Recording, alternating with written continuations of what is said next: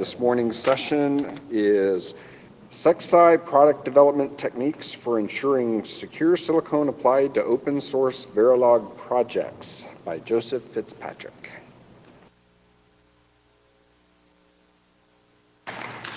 Hello. You came, SecSi product development. I think that's what I would call it, but you know, I had to encode it so it slipped by any reviewers. This document is not actually the preliminary revision. If you go online, the one that is there will be, and I'll throw this final one on my website sooner or later. I'll jump right in with who am I. My background is electrical engineering. I did a lot of focus on computer science and InfoSec as well. I spent 8 years doing security research, speed path debug, tool development, and stuff for desktop and server CPUs. That included hardware pen testing of CPUs for security's sake. I also did a lot of training. The company I worked for had lots of employees who did functional validation of silicon projects, right? You know, does it work? You know, the standard test plan, test every item in the test plan, and check a box and ship a product. I did some basic security training for them, which you know, I found that a little bit of security information goes a long way for someone who is deep down in the hardware and used to, you know, if it works, it works. If it doesn't work, do we really need it to work kind of mentality. On the side, I've been doing some research on low-cost side channel attacks as well as PCI Express attacks. If you're hanging around on Sunday at DEF CON, I've got a cool little demo of a PCI Express device that can do driverless DMA access to your system. It's lots of fun. And also, I've got a class, software exploitation via hardware exploits. We just taught it the past 4 days here. I see a few of you here who just enjoyed that class. I teach that with Stephen Ridley. He's company, Sipiter, teaches and runs that class privately if you're interested. Enough of shameless plugs. I'll give you an overview of what I'm going to talk about. I'll start out with kind of a definition of what hardware security means to me, because there's kind of a lot of different definitions and different things that it means to different people. I'll mention a bit about how hardware is designed, for those of you who are not familiar with that. And then I've got 3 projects. OpenRISC, which has some JTAG issues. OpenMSP 430, which uses some sketchy case statements. And Amber, which has some memory aliasing stuff that I found. And I'll summarize all of that. So these are all my definitions. You don't have to agree with them, but this is the context for which I'm going to be talking. Physical security is not hardware security. Physical security is keeping people away from things. In my mind, hardware security is, okay, we have physical access to the device.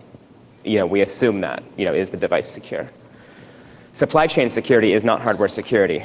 Supply chain security is going to tell us whether the device we have is the one that was designed, right? That's helpful to know, but once you get down to it, whether you have a secure supply chain that is, beginning to end only designed by, secured, vetted, security clearanced, U.S. citizens, it still takes firmware updates and runs code no matter who wrote it. Secure boot is not hardware security, right? Secure boot is the process of saying, oh, well, we have something in hardware that tells us that we can trust the software running on our system. Again, secure boot is something that depends on hardware security, but it in and of itself is not itself hardware security. And finally, secure firmware is not hardware security, right? Secure firmware, in my, it's the old argument, software people call firmware hardware people call firmware software. So I'm going to call it software for the scope of this presentation. So again, hardware security in my mind depends on all these things. We need physical security, we need supply chain security, we need software security, we need firmware security in order to scope and know what where our goals are for a secure hardware. So hopefully this doesn't disappoint anyone. If you play Taboo, you get a word that you have to get the people to guess, and you're not supposed to use any of the other words. So these are all the things I'm not going to talk about. So if you're coming here looking for formal verification, encryption, firmware, security ICs, or security engine IP blocks, I have no information for you. I apologize. My focus is like, okay, we have lots of people who are already doing functional validation of hardware. These people need to know a little bit more about security so that when they do their functional validation, they can think about security in the process. Everything in here is all just RTL inspection stuff. So I had a bit of a challenge. How many of you here know what Verilog is? How many of you here code Verilog regularly? Okay. So it's Black Hat, right? It's an InfoSec conference. How many people at an InfoSec conference really know what Verilog is and code it? Very, very, very few. But at the same time, how many people who come to Black Hat and know what Verilog is are going to be in this room? Probably all of you. So please don't heckle me too bad. I am no Verilog expert. I've never actually written much Verilog, but I have looked at lots and lots and lots, and I see the same issues over and over again. For those of you who are not familiar, Verilog is a hardware description language. It's a way of defining hardware, right? Software programming languages, you're writing code that runs on hardware. Hardware description language, you're defining wires and gates that hook up and do things. So programming languages, they make programs when they're compiled. They break down into functions and procedures and libraries, and they end up being a sequential list of instructions for the most part. There's exceptions and fancy architectures that do other things. Hardware description languages, on the other hand, you're making hardware when you synthesize it, right?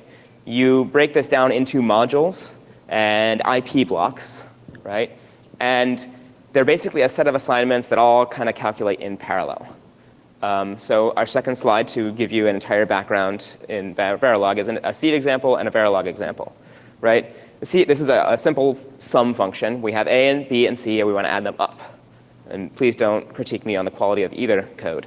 In C, we come up with some temporary variables. We add A and B into one temporary variable. We add our temporary variable and C into another temporary variable, and then we return the value, right? The result is we get back the sum of those three numbers every time we call it.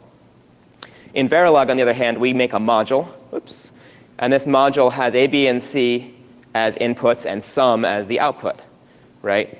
We don't have variables per se, so we create a wire, and then we'll assign sum to temp2 to C plus temp1, and temp1 to A plus B. And those of you who are C-minded people are going to freak out because none of that works, right? Well, that's what I'm saying. Everything's in parallel, right? It doesn't matter what order we put these things in because they shuffle and they just work. Just make sense? Of course, I'm going to go show you a whole bunch of examples where it doesn't work. So we'll start off with OpenRisk. This is an open source Verilog CPU. Are any of you familiar with OpenRisk or open course projects? Okay, some of you. Any of you work on them? Am I critiquing any of your work? Good. Just curious. You never know who's going to be in the audience. So OpenRisk is great. It has pretty good Linux kernel support. It used a lot in academia as an example instruction architecture. It's actually used in some commercial products. It works well on both FPGAs and it has been synthesized and again shipped in commercial products in even the recent past. It's used in what's called the OpenRisk Reference Platform System on Chip, ORPSOC, which is what I looked at in particular. Before we jump into that, I'm going to give you a little primer on what state machines are. How many of you know what a state machine is? How many of you know about JTAG? Okay, this will be easy. Again, a state machine, you have a bunch of state. In this case, you have 16 states that the logic could be in. The state is stored somewhere in a register, and you basically have this diagram that tells you how to jump between different states, what conditions have to be met. So it's not defined on here, but basically if you're in this test logic reset state and your mode bit is 0 the next time there's a clock, you move to this one. If your mode bit is 1, you just stay right here. Okay, so if you're here and your mode bit is 0, you stay here. If it's 1, you move into the next state. So basically by toggling a mode bit every time the clock switches, we can jump from state to state to state to state and do different things with this state machine. JTAG, if you're not familiar, is a way of getting some debug access to a chip. Basically, fundamentally, you use this shift DR and shift IR state to shift data in to the chip and shift data out of the chip and shift instructions in and out. More details, you can read Wikipedia and you'll get a nice primer on it. So something that's common is a one-hot state machine. What this means is instead of, if we have 16 states, you all know we can encode that into 4 bits, right? Just having different states. Well, for reliability and other sakes, it's nice sometimes to have a single bit for each state, right? That means all the other states are 0 and one bit is set as a 1. So here we go. We look in the code. We can see the definition of each of these states that match to each of these states. So each one of them is a separate register. And then we want to look at how the next state is calculated. In this case, what they did is they came up with a little logic block for each state. So the test logic reset state right? And this state, I'll decode some of the Verilog for you, always means that, basically this event is triggered whenever any of these signals change, either the T clock signal or the T reset signal, right? So when we reset the part, it resets. That makes sense. When we have a clock, every time we have a clock, we might jump to the next state. Then based on, if it's in a reset state, we'll set test logic reset to 1. If we have another reset condition, we'll set reset to 1. Otherwise, we'll check the previous state. So if we have TMS of 1 and either of these states, we're going to go into 1. Otherwise, all other cases will go to 0, right? So this logic is going to be calculated every time there's a T clock trigger, right? And it's going to set the new, what's it called, test logic reset state. Just below it, you see the run test idle state. And again, there's a block of logic that gets triggered every time there's a clock and assigns the new value of the run test idle state. So I'll get into a minute. Basically, this is kind of an interesting way of architecting it because there's nothing there checking to see if it's one hot, right? We basically have 16 different state blocks of logic that each calculate 16 different bits, but no one's really checking to make sure the other bits are right. Excuse me.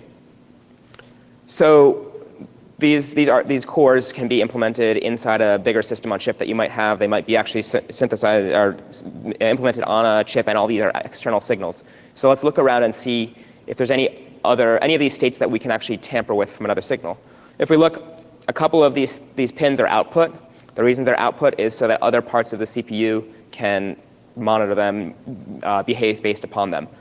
Luckily, in this case, there's no inputs. That would be a red flag. Basically, if we could from somewhere else go and poke and set one of these bits, that would be a nice way to make it no longer a one hot state machine. What I did find is pretty interesting is this one state, run test idle, has this really long stream of logic, right? We have 4 values and actually a 5th value. Logically combine all of them to tell us what our next run test idle state is going to be. When you synthesize this, there's a lot of optimization that goes on, so it may not look exactly like this. It may look bigger or smaller. But if we're going to put this on an FPGA, again, this is an old FPGA, what happens is you have these lookup tables. And the lookup tables basically are a map. For any of these 3 inputs, you can come up with any output, and you, as the FPGA designer, define what any of those outputs would be. Does that make sense? So we have essentially 5 inputs here. We don't have 5 inputs here. So the way this would be synthesized in very simple terms is basically we take 2 different logic cells and cascade them. So we put 3 inputs here, carry the output to another logic cell, and put the other 2 inputs. Right? This is the only state that does that. All the other states only have 2 or 3 inputs to this logic block. What that tells me is when we synthesize this, we might actually have a longer delay on this one than all the others, right? So this opens it up for glitching, right? What's even better is JTAG is usually externally user accessible pins, right? And we control the clock with JTAG. So basically, if we wanted to, we could probably figure out a way to glitch this to inject an extra bit into this state at any point in time, right? There's nothing in the entire logic that ensures that we're one hot, right? So we could be over here, in exit 2DR, right? And we glitch the T clock. Exit 2DR works fine, but run test idle ends up with the wrong value, right? Then as we shift through states, we can have this other state that's following a state behind, right? And so we might have both select DR and select IR selected at the same time. Then if we go through with the right states, you see these 2 chains are parallel. We could actually end up being in shift DR and shift IR at the same time, okay? I don't have like a fancy exploit that this is going to like end the world, but this is the kind of bug I've seen over and over and over and over again that we can do something that the chip isn't defined, that isn't defined for the chip, and no functional tester would ever really think about this. So let's look at what happens if we did that. Luckily, they used much cleaner looking logic, in my opinion, to define what TDO value is going to be. Basically, if we're in shift IR, then we do IR output. Otherwise, we do something else. I think I accidentally clipped off more code. Otherwise, we're doing TDO out. So it's they kind of covered their bases here in making sure that this scenario, which should never happen, we might be able to cause to happen, will be taken care of. So what if DR had precedence over IR? Would that change how this would make sense? What other functions of the chip respond to JTAG state? Remember, I showed you we output the shift DR, pause DR, update DR, and capture DR tap states. So other stuff in the chip can be triggered on these states. What happens if that stuff is triggered at the same time as something else? Yeah, particularly update DR and update IR. What if these modes collide? What if these two modes cause other things to collide on the chip, right? So again, there's a bit of theoretical scenario here, but this is how these bugs start, and you just kind of roll down the hill, seeing the implications of all this undefined behavior. Just peek at my time. So you guys remember One Hot or Not, the website like 10 years ago? So we're gonna do a little One Hot or Not, right? So if you take a peek at this block of logic and tell me, do you think this is one hot or not? Those of you who are not familiar with Verilog, I apologize. This is probably not going to be easy. Basically, what we have is a case statement down here. We have a bunch of X's in our case statement. That's kind of a practice that's hopefully going to die very soon. It's going by the wayside. But what happens is we say, OK, if these last 4 bits are true, then this is our new state. If these last 4 bits are these values, this is our next state. If the first bit is this value and we haven't already assigned something, this is our next state. And if the first bit is this is our next state. Otherwise, this is our new state, right?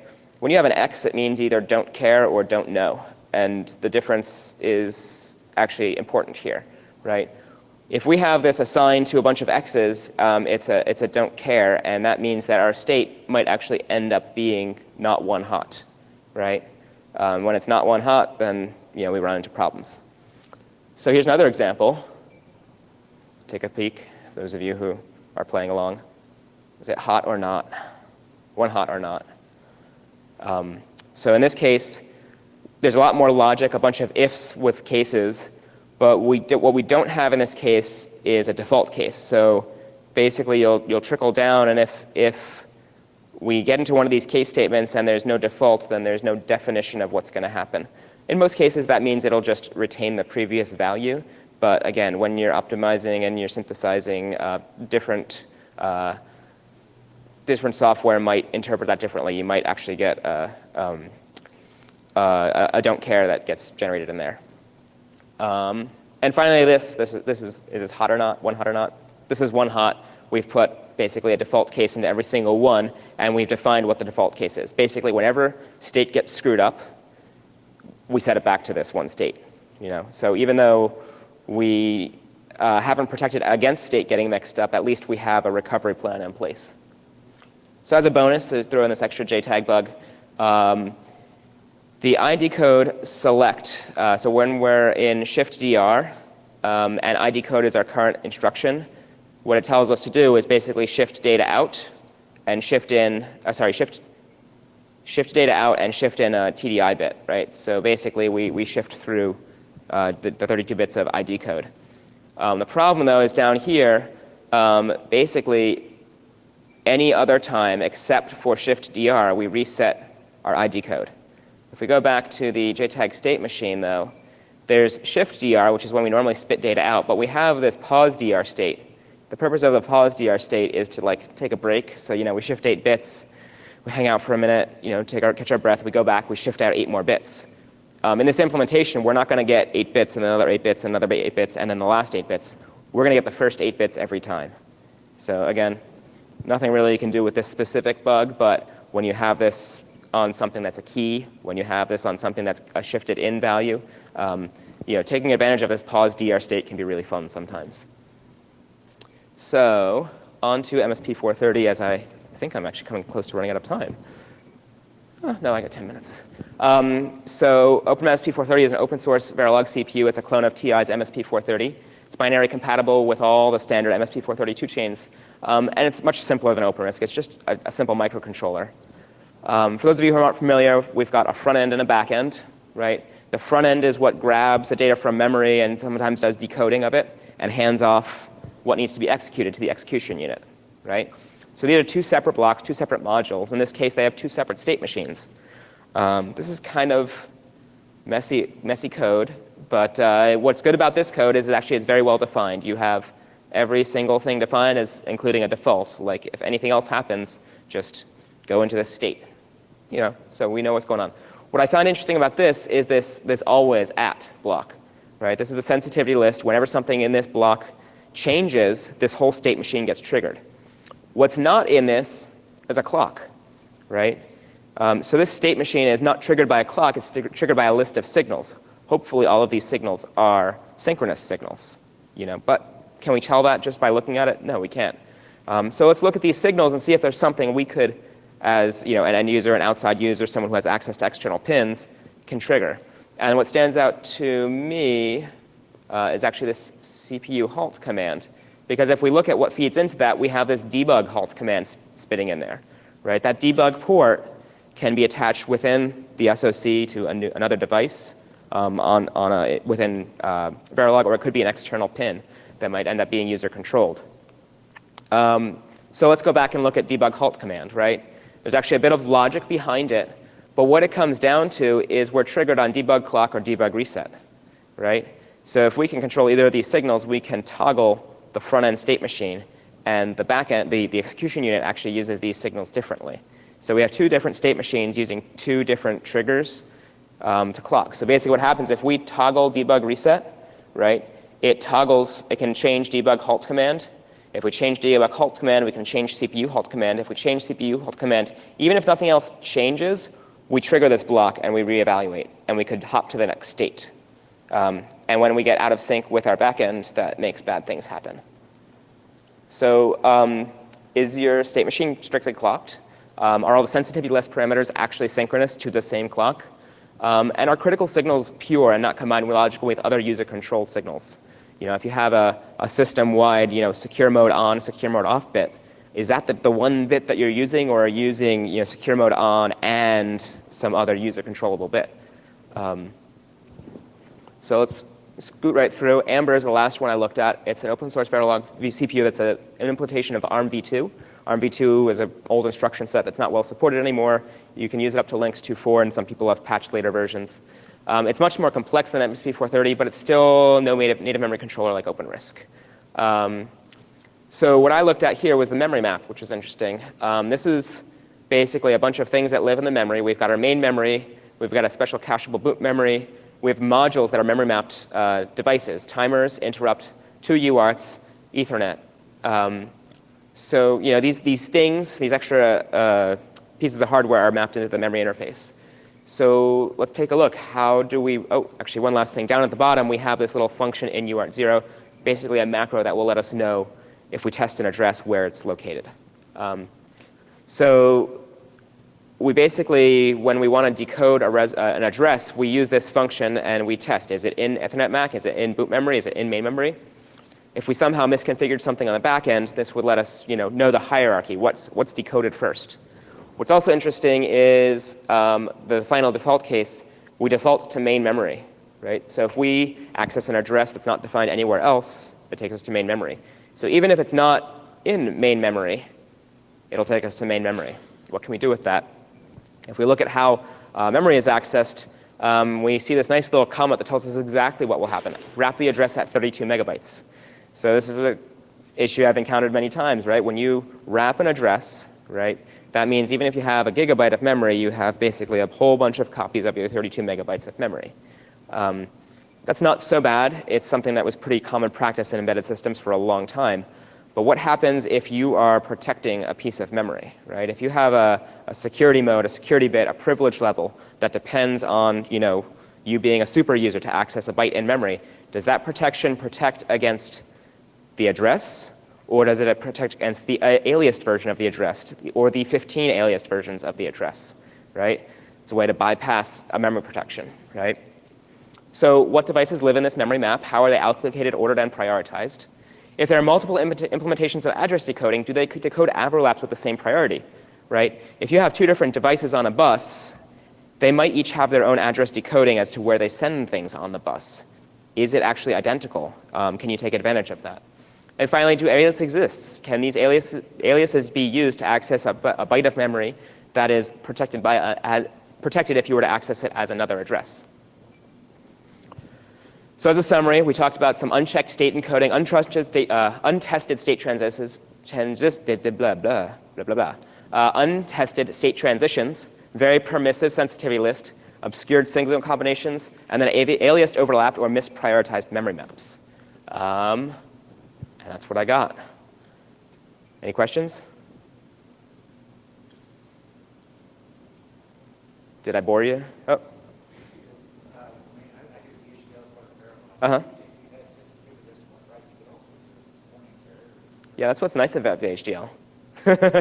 Verilog is like a, yeah, it was never designed for synthesis in the first place, so when you're using Verilog, you can do a lot of stuff that you don't get errors or warnings out of that I think should get more errors and warnings, like you assign things that are different lengths, and it just fixes it for you. Yeah. That's why I'm focused on Verilog. It's easier to make bad code. Yeah? So a quick question, since I'm also working on the area. So the point is that when we go through synthesis, different things are true like different kind of string file, with different results. Which means that if you identify the vulnerability in this Verilog level code, Yeah. you may be exploited the same vulnerability in the physical device because you don't know how they synchronize.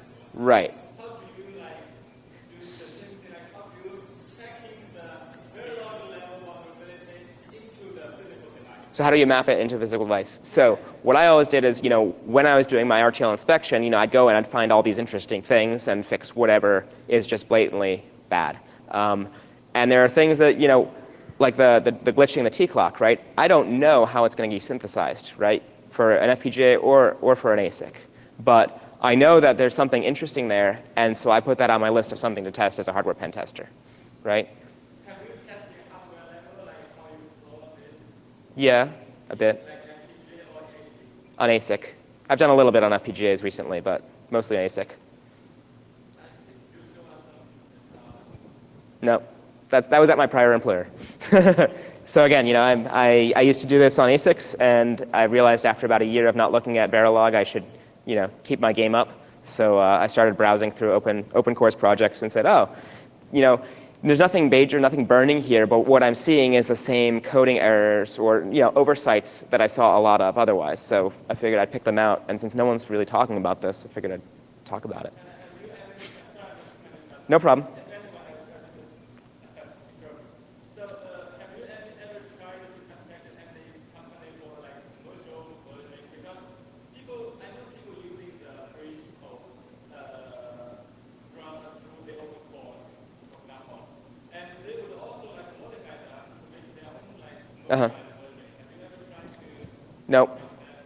But if they wanted to pay me, I would do it.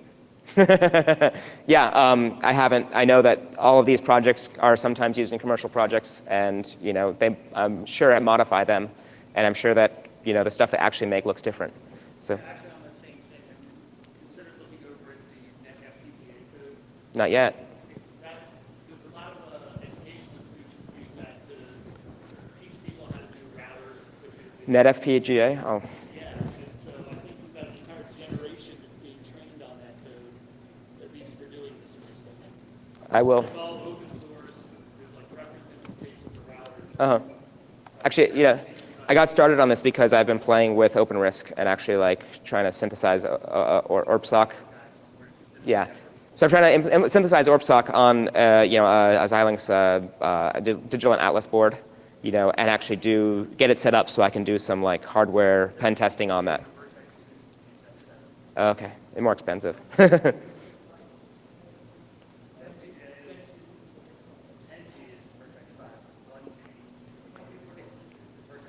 You got a question? Sorry.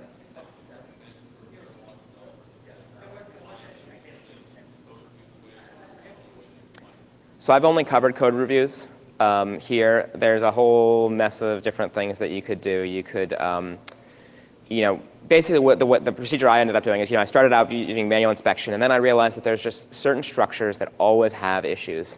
And so I just came up with a list of greps of the code that would find all these critical areas, and then I'd go and manually inspect them. I never get so far as making my own tools to automate that.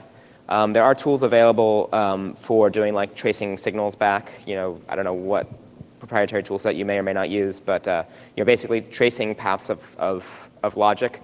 You can look at the Konov logic. If you have something that's supposed to be a secure signal, trace it backwards until you find something that's not in your list of secure signals. Yeah? I used to say no, not that I know of, but yes, there are. Are there any static analysis tools? So for security purposes, Jasper Gold, I'm not familiar with it. I've never used it, but when I answered that question previously, people told me to check it out, and I haven't yet. Maybe I'll get in touch with them and tell them to send me a free copy.